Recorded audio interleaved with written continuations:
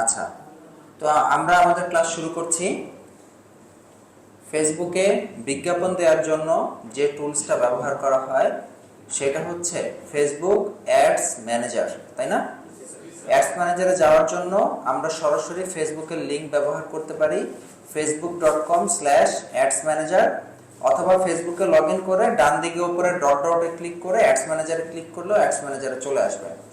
তো আমরা এখন ফেসবুক অ্যাডস ম্যানেজারে আছি।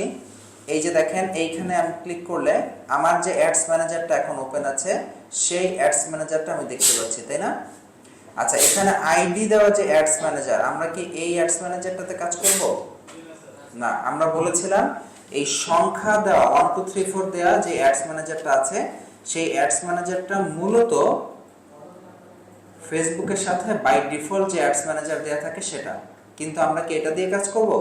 আমরা কাজ করব যেটা আমরা বিজনেস অ্যাকাউন্ট থেকে বানাইছি, যেই অ্যাড অ্যাকাউন্ট বা অ্যাড ম্যানেজার সেটা দিয়ে, তাই না? তো এখানে অনেকগুলো অ্যাড অ্যাকাউন্ট আছে। মনে করেন কথার কথা আমি এই যে এই আইটি হোস্ট বিডি লেখা আয়শা ওয়ার্ড এটা দিয়ে কাজ করতে চাই। সো আমি এটাতে ক্লিক করে এটাকে সিলেক্ট করে নিচ্ছি।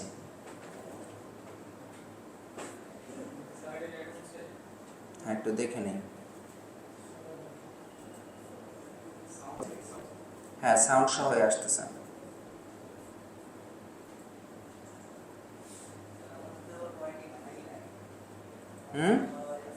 বুঝি নাই, জোরে বলেন।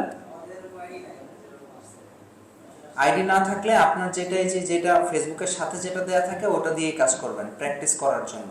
আচ্ছা, এখন দেখেন আমরা যেই জায়গাটায় আসছি এইটা হচ্ছে আমার অ্যাড অ্যাকাউন্ট। এটা নিয়ে আমরা আগেও কথা বলছি, তাই না? ফেসবুকে প্রত্যেকটা অ্যাডের 3টা পার্ট থাকে, ক্যাম্পেইন, অ্যাড সেট এবং অ্যাড। লেখা কি দেখা যায় স্ক্রিনে? বোঝা যায় লেখা? আচ্ছা, তো আমরা ক্যাম্পেইনের আন্ডারে আছি। ক্রিয়েটে ক্লিক করে নতুন একটা ক্যাম্পেইন শুরু করছি। আচ্ছা, আমরা এমন একটা অ্যাড তৈরি করতে চাই যেই অ্যাডটা ফেসবুকে মেসেজের জন্য দেয়া হবে। বুঝতেছেন? মানে ফেসবুকে আমার অ্যাডটা দেখে পাবলিক ক্লিক করলে মেসেজ সেন্ড করার অপশন আসবে। ওকে, সো আমি এখান থেকে এনগেজমেন্ট সিলেক্ট করছি, কন্টিনিউতে ক্লিক করছি। দেখেন 2টা অপশন দেখাচ্ছে, একটা হচ্ছে টেইলর মেসেজ ক্যাম্পেইন এবং আরেকটা হচ্ছে ম্যানুয়াল এনগেজমেন্ট ক্যাম্পেইন। টেইলর মানে হচ্ছে অটোমেটিক আর ম্যানুয়াল মানে হচ্ছে ম্যানুয়াল। সো আমরা ম্যানুয়ালটা সিলেক্ট করব যাতে করে আমরা সবগুলো অপশন পাই। কন্টিনিউতে ক্লিক করছি। প্রথমে ক্যাম্পেইনের একটা নাম দিতে বলতেছে, তো লেটস সে আমরা ক্যাম্পেইনের একটা নাম দিতেছি sales 10th batch test message campaign. ঠিক আছে, আপনি যে কোনো একটা নাম দিতে পারেন, বাংলায় দিলেও চলবে। নাম দেওয়ার ক্ষেত্রে এটার উদ্দেশ্য হচ্ছে ভবিষ্যতে যেন ক্যাম্পেইনগুলোর লিস্ট থেকে আপনি দেখে বোঝেন এটা কিসের ক্যাম্পেইন ছিল। ক্লিয়ার? নিচের দিকে যাচ্ছি, দেখেন আমি আবার একটু অপশনগুলো রিভিউ করি, যদিও আগে বলা হয়েছে। লাইভ ভিডিও অ্যাড বাদ, যে ক্যাম্পেইন ডিটেলস যেভাবে আছে সেভাবেই থাকবে। বাজেট আপাতত আমরা অ্যাডসেট বাজেট রাখবো। তারপর এখানে দেখেন আছে share some of your budget, share করব না, এটার যেটা বাজেট দিব সেটাই। এরপরে আছে এবি টেস্টিং, দরকার নাই। এরপরে স্পেশাল অ্যাড ক্যাটাগরি, এই মুহূর্তে দরকার নাই, আমরা নেক্সটে চলে যাচ্ছি। এবি টেস্টিং মানে হচ্ছে একটা অ্যাডের ভিতরে 2-3টা অ্যাড রান করবে, 2-3টা টাইটেল দিতে পারবেন, 2-3টা ডেসক্রিপশন, 2-3টা ভিডিও, এর মধ্যে যেটা ভালো পারফর্ম করবে সেটা দেয়া। তো এইটা এখান থেকে না করে আলাদা আলাদা ক্যাম্পেইন করে দেখাটাই সব থেকে ভালো। তো আমরা এরপরে নেক্সটে চলে যাচ্ছি। এটা হচ্ছে আমরা এখন দ্বিতীয় ধাপে আসছি। দ্বিতীয় ধাপের নাম হচ্ছে অ্যাড সেট। অ্যাড সেটের আমরা ঠিক একইভাবে আমরা একটা নাম দিতে পারি, যেমন sales 10th batch test message campaign. আমি যে কোনো নাম দিতে পারি, বাট আমি বোঝার জন্য একটা অর্থবোধক নাম দিলাম। এটা আমি কপি করে রাখি। আচ্ছা, এরপরে কনভার্সন লোকেশন, এখানে দেখাচ্ছে মেসেজ ডেস্টিনেশন। এইটা যদি দেই তাহলে আমাদের অ্যাডে কেউ যদি ক্লিক করে মেসেজ দেওয়ার অপশন আসবে। যদি অন ইউর অ্যাড দেই তাহলে কিছুই আসবে না, আমাদের অ্যাডের ভেতরেই থাকবে। যদি কলস দেই একটা ফোন নাম্বার দিতে হবে, ওখানে ফোন দেওয়ার অপশন আসবে। ওয়েবসাইট দিলে ওয়েবসাইটের লিঙ্ক দিতে হবে, ওয়েবসাইটে চলে যাবে, অ্যাপ লাগবে না। ইনস্টাগ্রাম আর ফেসবুক, এই যে নিচে যেটা আছে এটা আসতেছে না, এই যে ইনস্টাগ্রাম আর ফেসবুক যদি দেই তাহলে আমাদের পেজটা লাইক করার একটা বাটন আসবে। কথা বুঝতে পারছেন? অনেকে আছে না লাইক ক্যাম্পেইন চালাইতে চায়, সেই ক্ষেত্রে এখানে ইনস্টাগ্রাম আর ফেসবুকটা দিতে হবে কনভার্সন লোকেশনে। সো আমি এখন লাইক ক্যাম্পেইন না, আমি মূলত মেসেজের জন্য ক্যাম্পেইন চাই, দ্যাটস ওয়াই আমি এখানে মেসেজ ডেস্টিনেশন দিচ্ছি। এরপর এখানে ফেসবুক পেজ, আপনি এখানে ক্লিক করে আপনার কোন পেজ থেকে আপনি ফেসবুক মানে অ্যাডটা দিতে চান সেটা এখানে পিক করতে পারবেন। লেটস সে আমাদের পেজ আইটি বাড়ি আইটি সলিউশন, এই পেজ থেকে আমি দিতে চাই, সো আমি এই পেজটাকে পিক করলাম। আপনি যে কোনো পেজ থেকে পিক করতে পারেন। এরপরে নিচের দিকে যাই, মেসেজ ডেস্টিনেশন। আমরা ওপরে কি অপশন দিয়েছিলাম?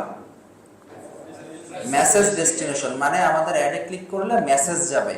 এখন ফেসবুকে কিন্তু মেসেজ দেওয়ার জন্য অনেকগুলো জায়গা আছে।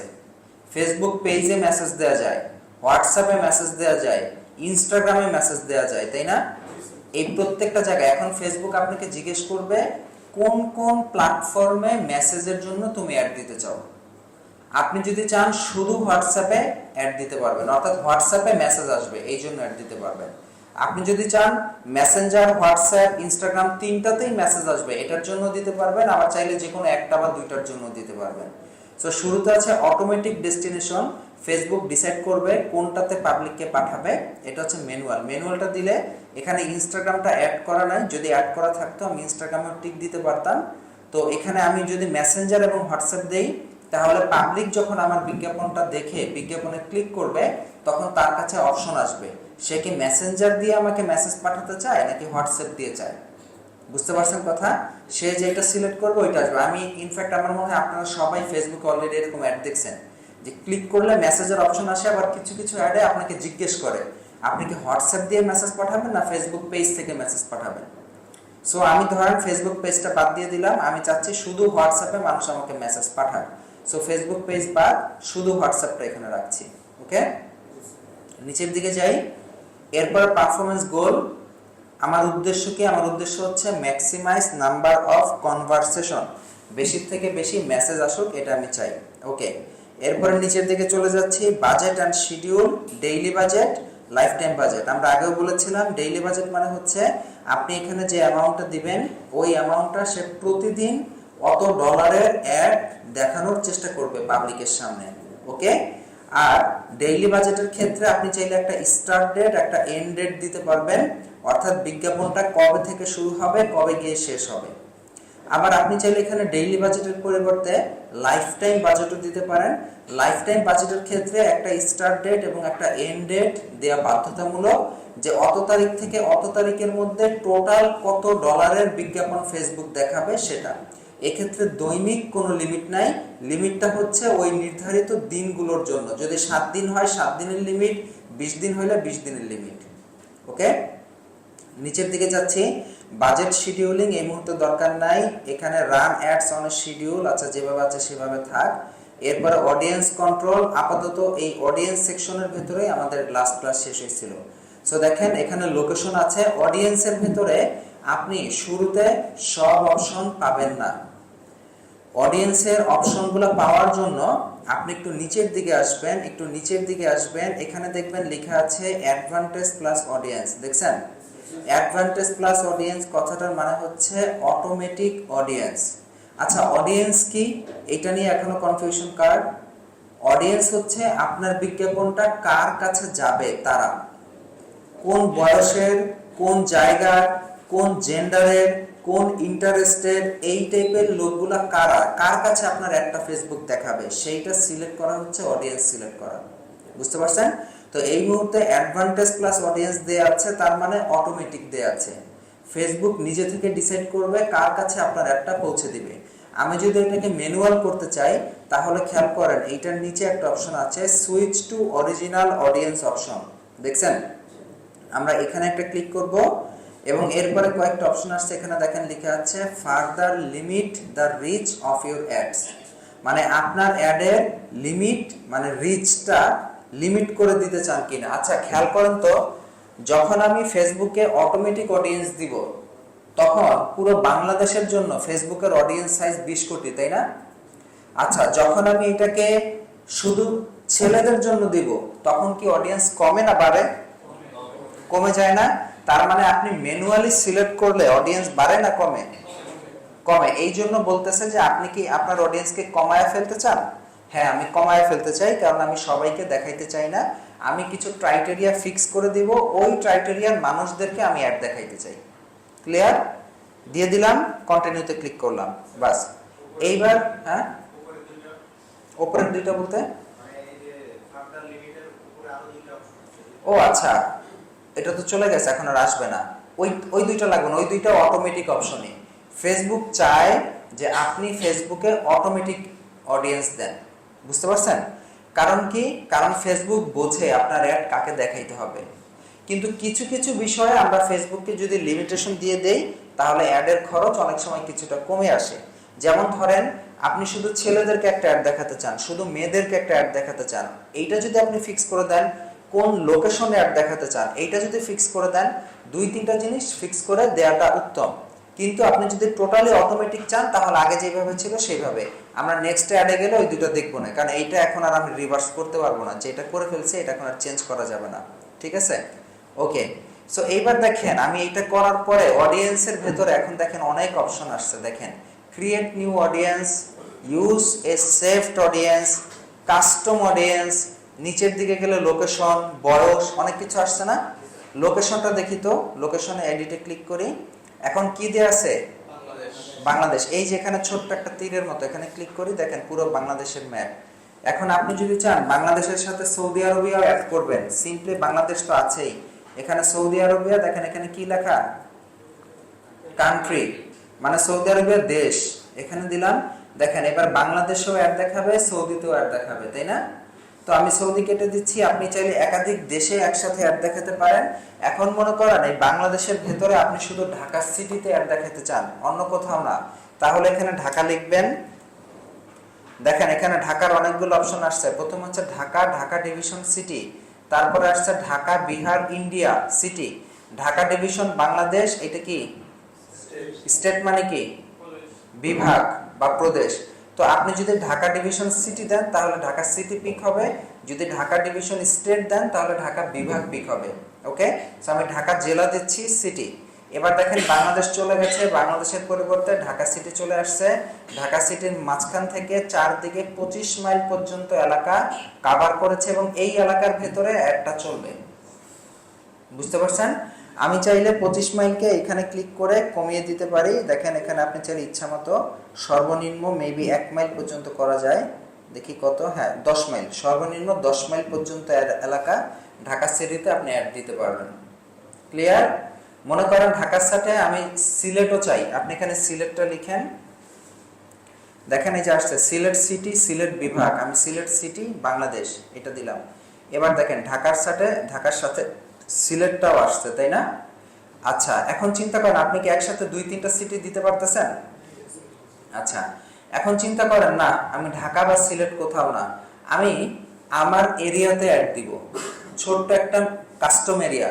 সেই ক্ষেত্রে আপনি যেই এলাকায় অ্যাড দিতে চান ওই এলাকাটাকে জুম করতে হবে। এই যে প্লাস বাটনে ক্লিক করে জুম করতে পারেন, মাউসের চাকা ঘুরিয়েও আপনি জুম করতে পারেন। সো আমি এখানে জুম করছি ঢাকা, ওরে আরেকটু জুম করি ঢাকা, ওকে আরেকটু জুম করি, দেখি সাতারকুলকে খুঁজে পাই কিনা। মাঝে মাঝে এটা খুব সহজেই চলে আসে। জলশিরি সেন্ট্রাল পার্ক, ত্রিমোহনী, ওই যে সাতারকুল দেখছেন, ওই যে ঢাকা ইন্টারন্যাশনাল ইউনিভার্সিটির ক্যাম্পাস একটু সামনেই, এই যে সাতারকুল, এটা ইজিলি পাওয়া যায়। এটা হচ্ছে আমাদের কাজীবাড়ির রোডের মুখ, এই যে এটা যেখান দিয়ে আমরা প্রবেশ করি। এখন মনে করেন এইখান থেকে আশেপাশের এলাকায় আমি অ্যাড দিতে চাই। ধরেন আমার একটা সুপার শপ আছে, তখন তো আমার পুরো ঢাকা সিটিতে অ্যাড দেখায় লাভ নেই। সো লেটস সে আমি ড্রপ পিনে ক্লিক করব। এবার দেখেন পিন ড্রপের মতো আইকন আসছে, দেখা যায়? আমি এবার এই জায়গাটা যদি ক্লিক করি তাহলে নোটিস করেন উপরে একটা কাস্টম এরিয়া আসছে, দেখছেন? এবার আমি ঢাকাটা কেটে দেই, ঢাকা লাগবে না, সিলেট কেটে দেই, সিলেটও লাগবে না। এবার আমি যে কাস্টম পয়েন্ট দিলাম, এই কাস্টম পয়েন্ট থেকে আশেপাশে 10 মাইল, আপনি কাস্টম পয়েন্ট দিলে সর্বনিম্ন 1 মাইল ইউজ করতে পারবেন। দেখেন এই কাস্টম পয়েন্ট থেকে আশেপাশে 1 মাইল পর্যন্ত এলাকা, অর্থাৎ শুধুমাত্র আমার এবং আশেপাশে 2-3টা এলাকা সে অ্যাডের আওতায় আসবে। আমি যদি একটা দেই তাহলে শুধু এই এলাকাটায় অ্যাডটা দিবে। কথা বুঝতে পারছেন?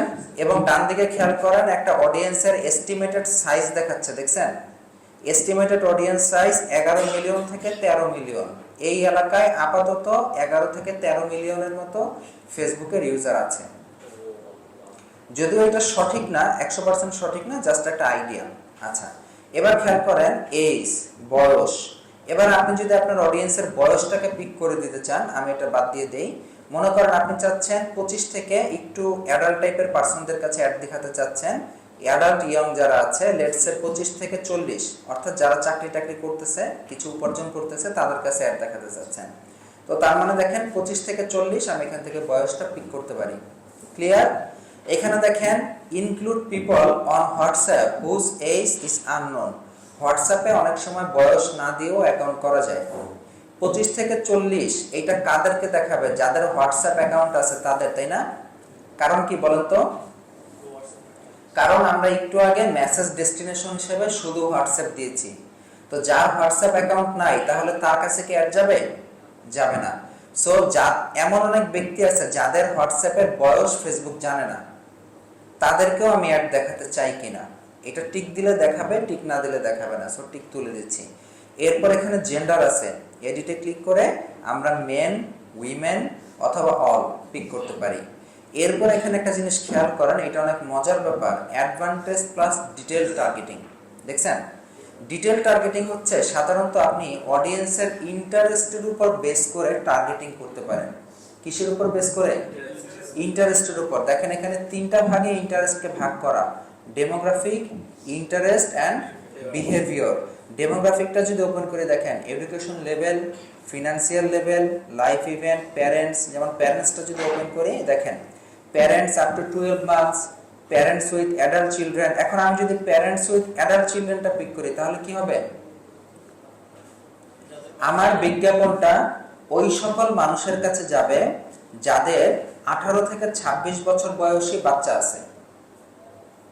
বুঝতে পারছেন? এখন ফেসবুক আমাকে এই অপশনটা দিয়েছে বিধায় আমি এটা সিলেক্ট করতে পারতেছি। যদি এটা না দিত তাহলে কি পারতাম না।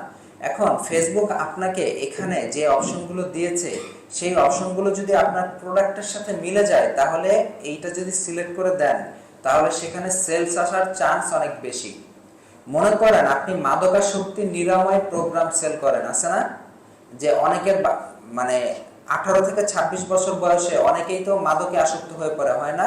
মনে করেন আপনি তাদের জন্য কোনো একটা প্রোডাক্ট বানাইছেন বা কোনো একটা প্রোগ্রাম বানাইছেন। এখন এইটা যদি আপনি এদেরকে টার্গেট করে অ্যাড দেন, অর্থাৎ ওই সকল বাবা মা যাদের সন্তান 18 থেকে 26 বছর বয়সের মধ্যে আছে, এদেরকে যদি আপনি অ্যাড দেন যে আপনার সন্তান কি মাদকে আসক্ত হয়ে গেছে বা অমুক বিষয়ে আসক্ত হয়ে পড়ছে, তাহলে আমাদের এই প্রোগ্রাম আপনাকে হেল্প করতে পারে। তাহলে আপনার জন্য টার্গেটিংটা সহজ হয়ে গেছে না? এবং এদের কাছে সেল হওয়ার চান্স বেশি না? গণহারে সবাইকে একটা না দেখায়া আপনার এই স্পেসিফিক প্রোডাক্টটা এদেরকে দেখানোটা বেশি বুদ্ধিমানের কাজ না? আচ্ছা, এখন কথা হচ্ছে এখানে কি আমি সব ধরনের অডিয়েন্সকে খুঁজে পাবো না। কারণ ফেসবুক কিছু কিছু বিষয় জানে, যেমন আপনার এডুকেশন লেভেল কতটুকু এটা কি ফেসবুক জানে? কারণ আপনি ফেসবুকের তথ্য এটা দিছেন যে আপনি কোন জায়গা থেকে গ্রাজুয়েশন করছেন বা কোন মাদ্রাসা থেকে পড়াশোনা করছেন, এগুলো দিছেন না ফেসবুকে? তো ফেসবুক এটা শিওরলি জানে। দ্যাটস ওয়াই আপনি এখানে এডুকেশন লেভেলে যদি যান ডেমোগ্রাফিক আন্ডারে, আপনি এখানে পিক করতে পারবেন যে আপনি কি গ্র্যাজুয়েট নাকি অ্যাসোসিয়েট ডিগ্রি নাকি কলেজে পড়াশোনা করতেছেন নাকি হাই স্কুলে পড়াশোনা করতেছেন, এটা ফেসবুক জানে এবং এখান থেকে আপনি এটা পিক করে ওই মানুষদেরকে অ্যাড দিতে পারবেন। বুঝতে পারছেন? কিন্তু অনেক কিছু আছে যেটা ফেসবুক জানে না। অনেক কিছু আছে, যেমন আপনি কি বলে যে আপনার চোখের সমস্যা আছে কিনা, এটা কি ফেসবুক এই মুহূর্তে শিওরলি জানে না। ফেসবুক জানবে কখন? যখন আপনি ফেসবুকে চশমা রিলেটেড কিছু লিখে সার্চ করবেন, গুগলে গিয়ে আপনি চোখের সমস্যা রিলেটেড কিছু সার্চ করবেন, তখন ফেসবুক আন্দাজ করবে, গুগল আন্দাজ করবে যে আপনি হয়তো চোখের কোনো প্রবলেমে আছে যার কারণে আপনি এগুলো সার্চ করতেছেন, তখন আপনাকে চোখের সমস্যা রিলেটেড অ্যাডগুলো সে দেখাবে, তাই না? কিন্তু ফেসবুক কিন্তু শিওরলি জানে না, এই অডিয়েন্স কিন্তু ফেসবুকে নাই। যেটা নাই সেটা আপনি কিন্তু এখানে সিলেক্ট করতে পারবেন না, সেইটা আপনাকে ওপেনলি অ্যাড দিতে হবে, কিছু করার নাই। আর যেটা আছে সেইটা আপনি এখান থেকে দিতে পারেন। কথা বুঝতে পারছেন? এখানে আপনি চাইলে সার্চও করতে পারেন। যেমন আমি এটা কেটে, মনে করেন আপনি ব্যাডমিন্টন খেলার জন্য ভালো মানের র্যাকেট সেল করতেছেন বা ব্যাডমিন্টন ব্যাট যেটা সেল করতেছেন। তো লেটস সে আপনি যদি এখানে ব্যাডমিন্টন লেখেন, তাহলে ব্যাডমিন্টন রিলেটেড কারা কারা আগ্রহী, যেমন দেখেন এটা এখানে আসছে ব্যাডমিন্টন অ্যাজ এ স্পোর্টস, যারা যারা ইন্টারেস্ট দেখাইছে তাদেরকে সিলেক্ট করা যাবে। দেখছেন, ব্যাডমিন্টন এশিয়া চ্যাম্পিয়নশিপে যারা আগ্রহ দেখাইছে, শুধু ব্যাডমিন্টনে এমপ্লয়ার্স ব্যাডমিন্টন হর্স ট্রায়ালস, ব্যাডমিন্টনে খুব বেশি কিছু একটা নাই আমাদের দেশে, সো আপনি চাইলে ব্যাডমিন্টন স্পোর্টস ইন্টারেস্ট এদেরকে টার্গেট করে একটা অ্যাড দিতে পারেন যদি আপনি ব্যাডমিন্টন রিলেটেড কিছু বিক্রি করে থাকেন। বুঝতে পারছেন? তবে এখানে একটা বিষয় হচ্ছে এই যে এটাকে বলে ইন্টারেস্ট বেসড টার্গেটিং। এটাকে কি বলে? Interest based targeting. ইন্টারেস্টের উপর ভিত্তি করে টার্গেট করা। এই জিনিসটা ফেসবুক চাচ্ছে দিন দিন বন্ধ করে দিতে। বুঝতে পারছেন? আগে এইটা দিয়েই আমরা ম্যাক্সিমাম মানুষজন অ্যাড দিত, কিন্তু এখন ফেসবুক এটা বন্ধ করে দিতে চাচ্ছে। কেন চাচ্ছে? কারণ ফেসবুকের এখন এআই এর যুগ। এআই অটোমেটিক বুঝতে পারে আপনার বিজ্ঞাপন কিসের জন্য বানাইছেন এবং কার কাছে আপনার বিজ্ঞাপনটা দিতে হবে, এটা কি এআই বোঝে না? কাজে ফেসবুককে কি আলাদা করে বলার দরকার আছে যে ব্যাডমিন্টন আলাদার কাছে দেখাও? যখন আপনি র্যাকেটের একটা বিজ্ঞাপন দিবেন, ফেসবুক তো এমনিই বুঝে যাবে এটা কারে দেখাইতে হবে। বুঝবে না? সো এই জন্য ফেসবুক ডাকডোল পিটায় বলতেছে যে আপনি ব্রড টার্গেটিং করেন। ব্রড মানে বড়। বড় টার্গেটিং করার উদ্দেশ্য কি? বড় টার্গেটিং করার মানে হচ্ছে আপনি ওপেন টার্গেটিং করেন, কোনো কিছু সিলেক্ট করা লাগবে না। ফেসবুক নিজে থেকেই ডিসাইড করবে আপনার অ্যাড কাকে দেখাবে কাকে দেখাবে না। আমার কথা বুঝে আসছে? সো এই জন্য ইন্টারেস্ট বেসড টার্গেটিং আপনারা এখানে এটা ব্রাউজ করে আপনি ডেমোগ্রাফিক, ইন্টারেস্ট, বিহেভিয়ার এগুলো একটু দেখে নিয়েন। দেখে এখান থেকে আপনারা অনেক মজার মজার জিনিস পাবেন। যেমন দেখেন mobile device user, all mobile device by operating system. যারা অ্যান্ড্রয়েড চালায় তারা, যারা ফেসবুক মোবাইল থেকে চালাচ্ছে, যারা ফিচার ফোন চালায়, যারা স্মার্টফোন অ্যান্ড ট্যাবলেট চালায়, তারপর new smartphone and tablet user, নতুন যারা ফোন কিনছে, ওয়ান প্লাস ইউজার, তারপর দেখেন আরো অনেক আছে, আইফোন ইউজার টুজার বহুত কিছু পাবেন। দেখেন ইউজ এ মোবাইল ডিভাইস 1 থেকে 3 মাস, 1 বছর ধরে যারা মোবাইল ডিভাইস চালায়, 25 মাসের বেশি যারা মোবাইল ডিভাইস চালায়, অনেক কিছু আছে। মোর ক্যাটাগরি দেখেন অনেক আছে। Interest in upcoming event, marketing API developer, যারা মার্কেটিং এর এপিআই ডেভেলপার, ওই টাইপের ডেভেলপারদের কাছে টার্গেট করা যায়। পারচেজ বিহেভিয়ার, এনগেজড শপার, যারা সাধারণত শপিং করে প্রচুর ফেসবুক থেকে, তাদের কাছে অ্যাড যাবে। এরপরে সসার ফ্যান, তারপর ট্রাভেল, এই যে দেখেন ফ্রিকোয়েন্ট ইন্টারন্যাশনাল ট্রাভেলার দেখতে পান। এখন ফ্রিকোয়েন্ট ইন্টারন্যাশনাল ট্রাভেলার মানে আপনি কি মনে করেন? যারা ইন্টারন্যাশনালি ফ্রিকোয়েন্টলি ট্রাভেল করে, ডেফিনেটলি টাকা পয়সাওয়ালা লোক, তাই না? এবার বড় লোকে লাক্সারি কোন আইটেম সেল করতে চাইলে আপনি তাদেরকে টার্গেট করতে পারেন। বা আপনি মনে করেন ইন্টারন্যাশনালি ট্রাভেলের জন্য একটা বিশেষ ব্যাগ সেল করতে চান বা কোনো একটা প্যাকেজ সেল করতে চান, তো এদেরকে টার্গেট করে আপনি অ্যাড দিতে পারেন। বুঝতে পারছেন? যেগুলো আপনি পাবেন সেগুলো আপনার প্রোডাক্টের সাথে গেলে আপনি অ্যাড দিতে পারেন, আর যেগুলো আপনি পাবেন না সেগুলো ওপেন অ্যাড দেওয়াটাই বেটার। অডিয়েন্সের বিষয়টা বুঝতে পারছেন? ওকে, আসবে না এখানে, ওইভাবে পাবেন না। এখানে সার্চ করলে দেখতে পাবেন। বলেন এই পাশে কেউ একটা কিছু, হ্যাঁ বলেন।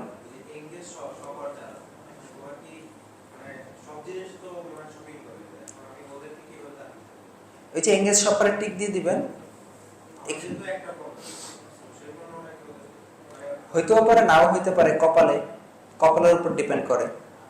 এঙ্গেজ শপার মানে যারা নর্মালি কেনাকাটা করে, এখন সে যে আপনার প্রোডাক্টটাই কেনাকাটা করবে তার তো কোনো গ্যারান্টি নেই, সে অন্য আইটেমও কেনাকাটা করতে পারে। আগে পাবলিক এগুলো প্রচুর দিত, এখন আর এগুলোর প্রয়োজন হয় না। খুব শীঘ্রই ফেসবুক বিকাশ ইন্টিগ্রেট করতে যাচ্ছে। বুঝতে পারছেন? মানে ফেসবুকে বিকাশ ব্যবহার করে ফেসবুকে পেমেন্ট দেওয়া যাবে। এইটা যদি হয় তাহলে বাংলাদেশের বিজনেস ওয়ার্ল্ডে এত পরিমাণ প্রতিযোগিতা শুরু হবে যে এখনই তো ব্যবসা করা মুশকিল, তখন অনলাইনে অ্যাড দিয়ে ব্যবসা করা যাবেই না। বুঝতে পারছেন? সো আপনাদের সামনে ভবিষ্যৎ, আমাদের সামনেও ভবিষ্যৎ আরো বেশি হয়তোবা কঠিন হতে যাচ্ছে আল্লাহর ইচ্ছায়।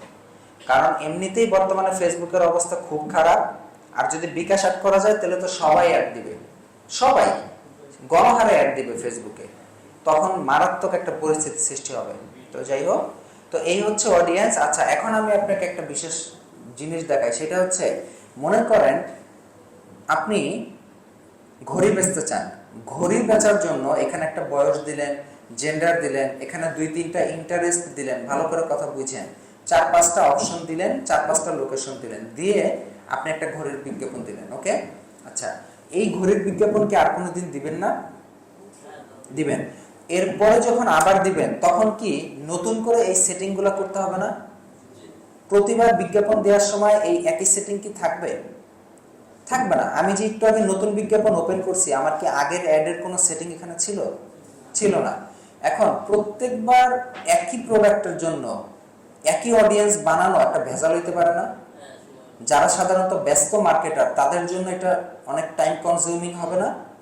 এই জন্য আপনি যে অডিয়েন্সের অপশনগুলো দিচ্ছেন, এই অপশনগুলোকে আপনি চাইলে একটা নাম দিয়ে সেভ করে রাখতে পারেন, যেন ভবিষ্যতে আপনি ওই নামটাতে ক্লিক করলে অটোমেটিক এই অপশনগুলো সিলেক্ট হয়ে যায়। আমার কথা বুঝতে পারছেন? এটা অনেক সময় সেভ করবে, বুঝতে পারছেন? যেমন অনেক সময় আমরা মেসেজের টেমপ্লেট লিখে রাখি না? যেমন মনে করেন আপনি ফেসবুকে কাউকে একই মেসেজ বারবার দিতে হয়, তখন কি প্রত্যেকবার আপনি মেসেজটা লেখেন, নাকি কোথাও একটা লিখে রেখে দেন, ওইটারে কপি করে শুধু পেস্ট করে মেরে দেন? ঠিক একই রকম এইখানে আপনি যে সেটিংগুলো করছেন, এই সেম সেটিং যদি আপনার সামনে কখনো অ্যাডের প্রয়োজন হয়, তাহলে আবার না করে এইটাকে আপনি সেভ করে রাখতে পারেন। বুঝতেছেন? নিচের দিকে গেলে দেখেন এইটার নিচে একটা সেভ অডিয়েন্স অপশন আছে, দেখছেন? এইটাতে আমি ক্লিক করি। এবার আপনি অডিয়েন্সের একটা নাম দিতে পারেন।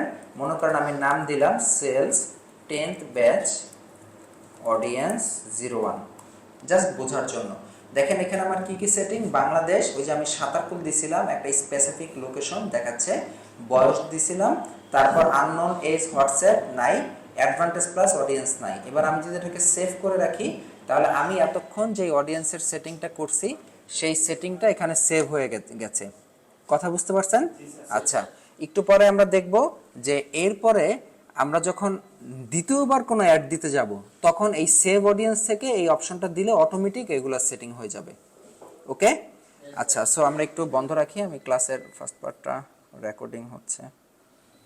ও নেট চলে আসছে, কারেন্ট চলে আসছে। ওকে, কারেন্ট আসছে না জেনারেটর? এটা চলবে না? না, এটারে কেমনে জানি পজ করে, আমি পারি না পজ করতে।